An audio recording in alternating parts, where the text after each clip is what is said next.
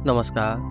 Book fear India के YouTube channel में आप सभी का मैं अरुण स्वागत करता हूँ। दोस्तों, मैं आज आपके सामने एक बुक लेके आया हूँ जिसका मैं रिव्यू करूँगा या आप कह सकते हैं कि फुल समरी उसके बारे में बताने वाला हूँ। उसके अच्छे बुरे पॉइंट्स सब कुछ आप इस वीडियो में बता के दूँ। ये वीडियो आप भी जानते हैं कि एक वीडियो ना हो कि एक ऑडियो बुक है जो आप यूट्यूब के माध्यम से सुन रहे हैं। तो हम स्टार्ट करते हैं इस वीडियो को और आपको देते हैं पूरी जानकारी। इस बुक का नाम है द पावर ऑफ फेथ। तो इसको समझने के लिए हम एक कहानी से स्टार्ट करते हैं। एक इंसान था जिसे घूमने का बहुत शौक था। वो अपनी पूरी जिंदगी से घूमना ही चाहता। इस तरह घूमते घूमते एक बार उसे लगा कि शायद अब दुनिया में हर जगह घूम चुका हूँ और बस रेगिस्तान घूमना ही बचा है। इसलिए उसने अपना मन बनाया और एक रेगिस्तान पहुँच गया। रेगिस्तान में घूमते घूमते उसको 2 से 3 दिन हो चुके थे। उसका सारा खाना पीना सब खत्म हो चुका था। अब वह उस रेगिस्तान से बाहर निकलना चाहा, लेकिन वह रेगिस्तान में बहुत आगे पहुंच चुका था। इसलिए बाहर जाने का उसे कोई रास्ता नजर नहीं आ रहा था। उसने रेगिस्तान के बारे में सुना था कि कैसे खाने पीने की कमी के चलते कई लोग उस रेगिस्तान में अपना दम तोड़ देते हैं। अब उसके पास भी खाना पीना सब खत्म हो चुका था। उसको लगा शायद वो भी ऐसे ही मर जाएगा। इसकी वजह से उसकी घबराहट बढ़ गई। ऐसे में जब उसने अपने आसपास देखा तो उसके पास में कोई भी नहीं था, ना कोई जानवर था और दूर दूर तक कोई इंसान भी नहीं था। उसके चारों तरफ सिर्फ रेत ही रेत थी। तभी उसने दूर एक हैंडपंप देखा। वह अपने शरीर में बची ऊर्जा के साथ उस हैंडपंप की तरफ दौड़ा और वहां पहुंचा। उसने उस हैंडपंप को चलाना शुरू किया, लेकिन बहुत देर चलने के बाद भी उसमें पानी नहीं निकला और वह बेबस होकर बैठ गया। लेकिन तभी उसकी नज़र पास में पड़ी एक पानी की बोतल में पड़ी जिसके अंदर सिर्फ आधा ही पानी भरा हुआ था। उस पर लिखा हुआ था, इस पानी को हैंडपंप में डालो फिर जितना चाहे पानी पियो। अब ये परिस्थिति उस आदमी के लिए बहुत ज़्यादा चुनौतीपूर्ण थी, क्योंकि उसके पास एक आधी बोतल पानी था। उसे उस पानी की सख्त ज़रूरत थी। या तो उस पानी को वो पी सकता था या हैंडपंप में डाल सकता था।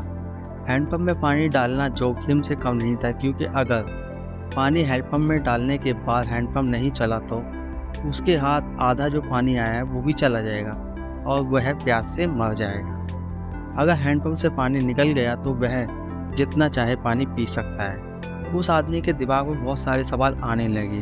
अगर पानी नहीं डाला तो उसके बाद आने वाले लोगों को भी इस चुनौती का सामना करना पड़ेगा। उसने सोचा, अगर मैंने ऐसा जोखिम लेकर इसे नहीं चलाया तो दूसरे लोगों की मदद पर भरोसा कैसे करेंगे। इसलिए उसने इस बात को याद करते हुए आधी बोतल पानी हैंडपंप में डाल दिया। उस बोतल पर लिखी हुई चीज़ पर भरोसा करते हुए हैंडपंप चालू किया। उसकी मेहनत रंग लाई और पानी आ गया। उसने पहले जी भर कर पानी पिया, उसके बाद अपनी बोतल और जग पानी से भर लिया। अंत में उस बोतल में आधा पानी भरकर उस पर लिखा, आप इस बोतल पर भरोसा कर सकते हैं। लेखक कहते हैं कि बोतल की तरह ही आस्था यानी विश्वास हर इंसान के अंदर पहले से ही मौजूद है, बस ज़रूरत है इसे जगाने की। आस्था एक ऐसी चीज़ नहीं है जो किसी विशिष्ट या स्पेसिफिक इंसान या लोगों के ग्रुप में ही मिले, बल्कि आस्था हर इंसान में मौजूद है। आस्था या विश्वास वह है जो आपके बताए गए हैं, आपने कहीं सुने हैं या उन्हें मान चुके हैं, या समय के साथ जितनी ज़्यादा ज्ञान हम लेते हैं हमारी आस्था बदलते हैं। उदाहरण के लिए हम पहले आस्था थी कि धरती के पास सिर्फ चांद ही है, लेकिन ज़्यादा ज्ञान लेने और ज़्यादा चीज़ें एक्सप्लोर करने से पता चला कि उनके अलावा भी धरती के पास बहुत सारे ग्रह हैं। तो आस्था हमें बताती है और ज्ञान उसे प्रकाशित करता है कि सब कुछ कैसे बदल सकता है। इस पुस्तक में एक पॉइंट आया जिसका नाम है वास्तविकता।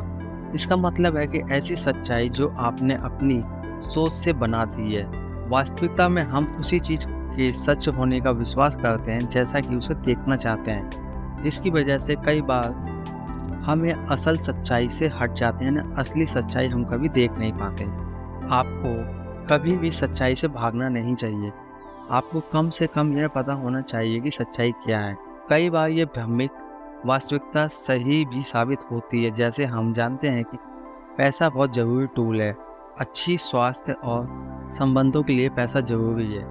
अब यह सच्चाई है कि जिसे हम पहले विश्वास करेंगे यानी आस्था करेंगे, फिर उस आस्था से संबंधित असली ज़िंदगी के अनुभवों से ये आस्था मजबूत बनकर समय के साथ एक विश्वास बन जाएगी, जिसे आप उस समय बिना किसी शक के सीधा साधा मान लेते हैं। लेकिन अगर आप गलत चीज़ों को विश्वास मान लेते हैं जैसे जीवन में सिर्फ बुरे काम करके ही पैसा कमा सकते हैं या अच्छे काम करके किसी का भला नहीं होता, यह गलत आस्था है। अगर आप उसे सही माने और इसके ऊपर अपनी भ्रामिक वास्तविकता बनाएं, तो आप वही देखेंगे जो आप देखना चाहते हैं, यानी बुरे काम से खुशी और पैसा कमाने के तरीके नोटिस करने लगेंगे। बुरे काम ज़्यादा दिखेंगे और आप काम और अच्छे काम छुप जाएंगे। इस बुक का एक अगला पॉइंट है जिसे हम कहते हैं विश्वास। आप जानते हैं इसके बारे में भी थोड़ी जानकारी। लेखक कहते हैं कि हमारे विश्वास में बहुत ताकत है। अगर कोई मुझसे पूछे कि सफल और असफल इंसान में क्या फ़र्क है, मैं कहूँगा सिर्फ और सिर्फ विश्वास का फ़र्क है। सफल इंसान को विश्वास होता है कि मैं सफल बनूंगा, इसलिए वो सफल बनता है। असफल इंसान को खुद पर शक होता है कि शायद मैं सफल नहीं हो सकता, इसलिए आज तक वो असफल है। व्यक्तिगत विश्वास बनाने के लिए लेखक एक टिप बताते हैं। आप उन्हीं को देखो, आप उन्हीं लोगों को देखिए, उन्हीं लोगों के बारे में पढ़िए, उन्हीं लोगों को सुनिए जिनकी तरह बनना चाहते हैं। ऐसा करने से आप उनकी मानसिकता को समझ पाएंगे और अपनी मानसिकता को उनके जैसा बना पाएंगे। ऐसा करने से आपको ज़्यादा लोगों की सलाह भी नहीं लेनी पड़ेगी। सिर्फ उन्हीं लोगों को फॉलो करके और सीखे हुए तरीकों को लागू करने से आपका विश्वास मजबूत होता जाएगा। याद रहे, सिर्फ उन्हीं लोगों को फॉलो करें जिनके पास वह परिणाम यानी कि रिजल्ट है, या वो उन परिणाम को पाने की दिशा में आगे बढ़ रहे हैं जिन परिणाम को आप अपने जीवन में पाना चाहते हैं। और एक बार आपका विश्वास सफल हो जाएगा तो आप अपने आप की सफलता को देख पाएंगे, यानी कि आप अपनी सफलता की सीढ़ी को देख पाएंगे। इस बुक का एक अगला पॉइंट है जिसमें इसको डाला गया है, वह है सीमाएं। एक बार आपने अपने दिमाग में सभी सीमित विश्वासों को पहचान लें तो उन्हें सहायक या सपोर्टिव विश्वासों में बदलना आसान हो जाता है। ऐसा करके आप अपनी मानसिकता को रिलैक्स कर सकते हैं, आगे बढ़ने के लिए नई और ज़रूरी रणनीति यानी कि स्ट्रेटजीज बना सकते हैं। आस्था वो शक्ति है जो हमारे विश्वास को हकीकत में बदलती है। जब आप किसी चीज़ को बिना किसी संदेह के मान लेते हैं तो वह विश्वास बन जाती है। जैसा जीसस कहते हैं, अगर आपने सोच लिया कि आप एक पहाड़ तोड़कर समुद्र में फेंक देंगे और आपके मन में अपने लिए कोई भी शक नहीं आया तो आप ऐसा जरूर करेंगे। कई लोग कभी अपने आस्था की असली शक्ति समझ नहीं पाते। अगर आपको अपने ऊपर विश्वास है तो हर चीज़ हासिल करना आपके लिए आसान हो जाता है। मजबूत विश्वास से आधे से ज़्यादा शक तो अपने आप ही खत्म हो जाते हैं। आप अपने पूरे संभावनाओं का उपयोग कर सकते हैं। कुछ पॉइंट बताता हूँ जो विश्वास की भावना को सिद्ध करते हैं।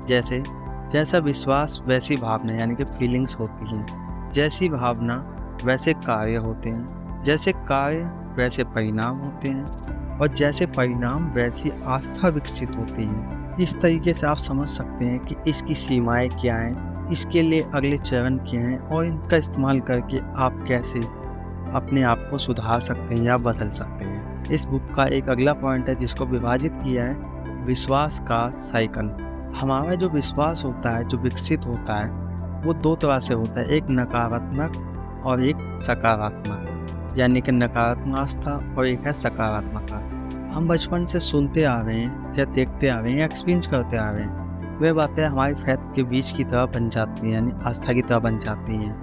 हम अपनी भावनाओं और विचारों पर इस तरह तक विश्वास करने लगते हैं कि वे हमारी निजी वास्तविकता बन जाते हैं।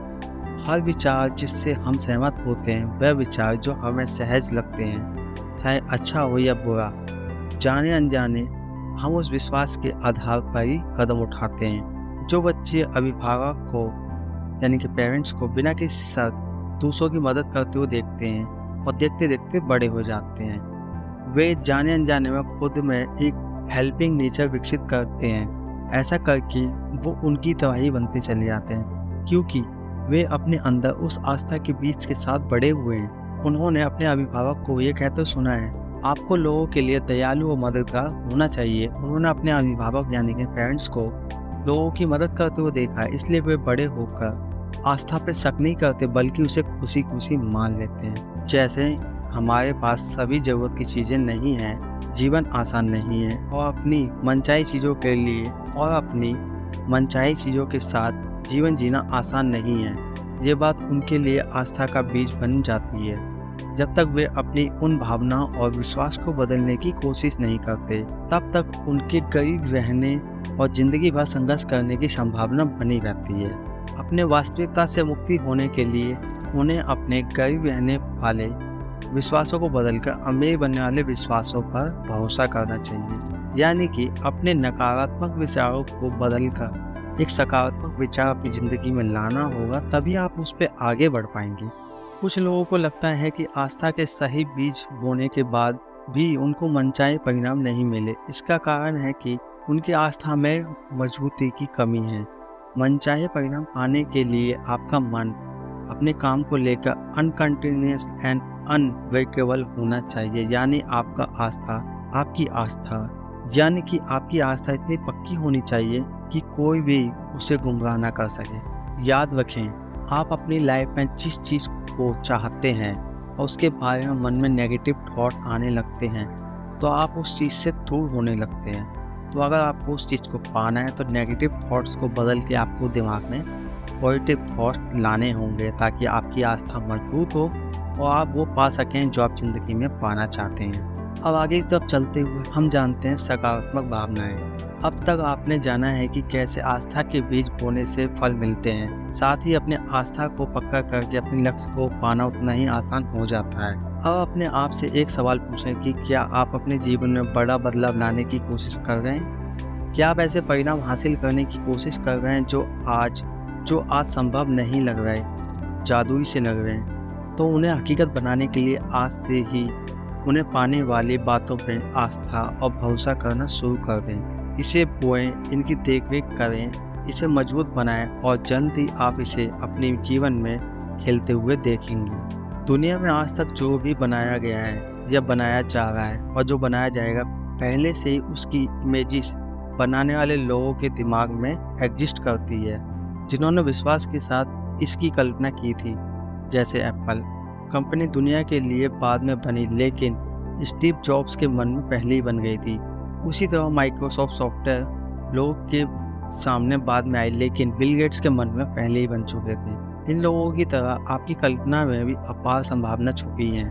आज जो चीज़ें आपकी आंखों में दिख रही हैं वो किसी इंसान की कल्पना का ही परिणाम है। हर इंसान जीवन को अमेजिंग बनाना चाहता है, जिसके लिए वो दिन रात सोचता है, लेकिन कुछ लोग ही हैं जिसे सच बना पाते हैं। ऐसा इसलिए क्योंकि वो सही समय पर सही बात पर भरोसा करते हैं। कई बार जीवन की उतार चढ़ाव की वजह से जरूरी आस्था से भटक जाते हैं, इसलिए इन्हें याद रखने के लिए लेखक फेथ फेयर बुक बनाने के लिए कहते हैं। इसके लिए अपने सकारात्मक आस्था और विचारों को एक जगह लिखें। ऐसा करके उन बातों में आपका विश्वास मजबूत होगा। इसके लिए एक छोटी डायरी बना लें जहाँ पे आप अपने दिन भर के महत्वपूर्ण विश्वासों को लिखें। हफ्ते में उसे एक बार पढ़ें। ऐसा करने से आप सकारात्मक विश्वासों को लेकर ज़्यादा क्लियर हो पाएंगे। हम में से हर किसी की अपनी वैल्यू और उद्देश्य की अपनी मानसिकता है। इसके बारे में स्पष्टता के लिए इन सभी को फेथ फेयर बुक में लिखना जरूरी है। अपनी फेथ फेयर बुक लिखते समय ध्यान रखें कि ये फेथ फेयर बुक आपकी आस्था को हकीकत में बनाने का स्रोत है, जिसमें आप पूरे विश्वास के साथ अपने उन विश्वासों को लिखते हैं जिन्हें आप हकीकत बनाना चाहते हैं, जिससे आप जो चाहते हैं उसके लिए आस्था के बीज बोते हैं। इसीलिए बिना ये सोचे कि आस्था को हकीकत में बना सकते हैं या नहीं, तटस्थ होकर फेथ फेयर बुक लिखें। जब आप फेथ फेयर बुक को तटस्थ होकर आस्था के साथ लिखेंगे तो आप अपने जीवन में चमत्कारी परिवर्तन पाएंगे। आस्था के इस किताब में अपने दीर्घकालीन लक्ष्य को लिखें। समय समय पर इसे देखते रहें। दीर्घकालीन लक्ष्यों के अनुसार शॉर्ट टर्म लक्ष्यों को भी बनाएं, यानी कि इस जर्नी के दौरान आने वाले चुनौतियों का सामना करें। याद रखें कि अपने लॉन्ग टर्म लक्ष्यों को और विश्वासों को बदलें नहीं, उन पर काम करें। ऐसा करके आप उनमें विश्वास रखेंगे और आप अपने उस आस्था के लेवल पहुंच जाएंगे जहां पे आप सब कुछ अचीव करना चाहते हैं। अब इस बुक के कुछ निष्कर्ष हैं जिसको मैं आपको बताता हूं कुछ शॉर्ट पॉइंट में, जो आपको इसको समझने में आपकी काफ़ी मदद करेंगे। आस्था यानी विश्वास हम इंसानों के अंदर पहले से ही मौजूद है, बस ज़रूरत है इसे जगाने की। आज आप जिस समाज में रहते हैं उसमें आपके आसपास कुछ लोग बहुत ज़्यादा सफल हैं और कुछ लोग असफल होंगे। क्या आप जानते हैं ऐसा क्यों है? क्योंकि सफल लोगों ने अपनी मेहनत और विश्वास के ऊपर विश्वास रखा। दूसरा, आस्था या विश्वास वह है जो आपके बताए गए आपके कहीं सुने हुए या आपके माने चुके हैं, यानी कि आप मान चुके हैं। समय के साथ जितनी ज़्यादा ज्ञान हम लेते हैं, हमारे आस्था उसमें बदलती चली जाती है। आस्था या विश्वास वह है जो आपने कहीं बताए हैं, कहीं सुने हैं या उन्हें मान चुके हैं। समय के साथ जितनी ज़्यादा हम ज्ञान लेते हैं, उतना ज़्यादा हमारा विश्वास बढ़ता है, आस्था बढ़ती है। हमारा जो तीसरा पॉइंट है वो बताता है कि आपको कभी भी सच्चाई से भागना नहीं चाहिए। आपको कम से कम ये पता होना चाहिए कि सच्चाई है क्या। चौथा पॉइंट है, व्यक्तिगत विश्वास को बनाने के लिए आप उन्हीं लोगों की बातों को भरोसा करें, उन्हीं लोगों के बारे में पढ़िए या उन्हीं लोगों को सुनिए जिनकी तरह बनना चाहते हैं। पांचवा पॉइंट, एक बार आप अपने दिमाग में सभी विश्वासों की पहचान कर लें तो उन्हें समर्थक विश्वासों में बदलना आपके लिए आसान हो जाता है। हमारा जो छठा पॉइंट है, जैसा विश्वास वैसी भावना, जैसी भावना वैसे कार्य, जैसे कार्य वैसे परिणाम और जैसा परिणाम वैसा आस्था, यानी कि वैसी आस्था आपकी विकसित होती है। तो ये कुछ जानकारी थी जो हमने शॉर्ट टर्म में आपको बताई है। उम्मीद करता हूँ इस बुक के अंदर जो जानकारी बताई है, जो कहानियों के द्वारा हमने आपको बताया है, वो आपके समझ आया होगा। अगर समझ आया है तो बहुत अच्छी बात है, जिससे कि आप अपनी ज़िंदगी में सफल हो पाएंगे। उम्मीद करूँगा कि हमारे द्वारा बताई गई बुक की जानकारी, छोटी छोटी स्टोरियाँ आपको पसंद आएगी। अगर कोई भी कमी लगती है तो मुझे कमेंट करके ज़रूर बताइएगा या मुझे मेल कीजिएगा। मिलता हूँ नेक्स्ट वीडियो में नई बुक के साथ, नई जानकारी के साथ। तब तक के लिए नमस्कार।